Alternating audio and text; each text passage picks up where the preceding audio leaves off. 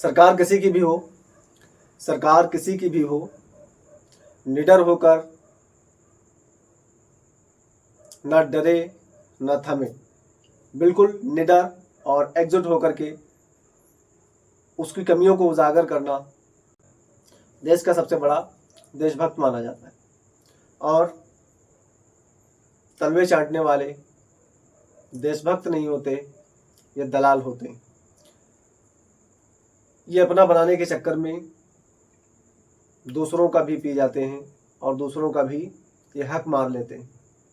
इसलिए इनसे बचिएगा। और ये ढोंगी भी होते हैं, ढोंग फैलाने में सुपरहिट होते हैं। ये अपने आप को कुछ ना कुछ अवतारी बताते रहते हैं और इनके इस फंदे में नहीं आना है, इनसे बच के रहना है।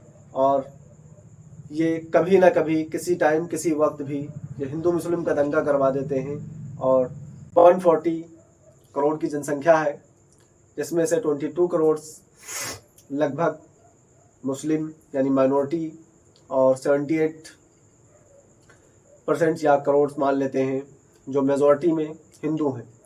और गवर्नमेंट के अंदर जो उनके पदाधिकारी बैठे हुए हैं, संवैधानिक पद पर जो बैठे लोग हैं, वो भी अक्सर करके ज़्यादा से ज़्यादा 99% हिंदू हैं।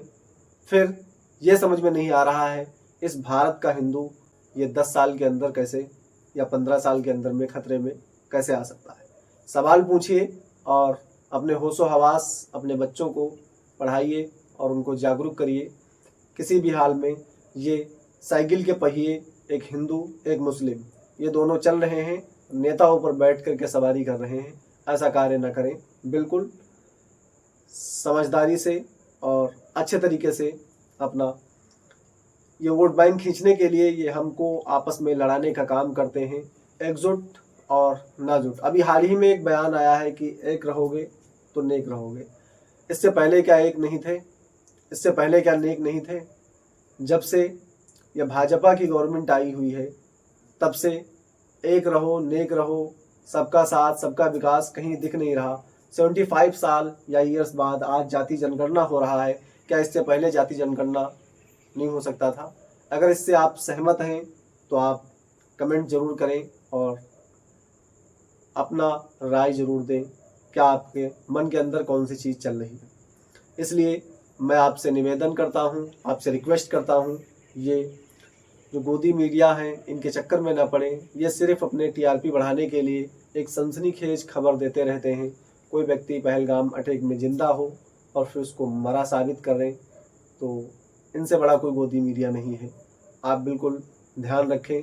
और ये वीडियो वायरल हुआ है इसीलिए क्योंकि पहलगाम के अंदर अटैक हुआ और जिसमें हिंदू मुस्लिम की चर्चाएं हुई अलग अलग प्रकार से। और जो भाजपा के मुखिया चीफ जो हैं वो दौरे पे थे और दौरे पे आने के बाद में फिर तुरंत वहाँ पर न जा कर के सीधे बिहार की रैली में पहुँच गए।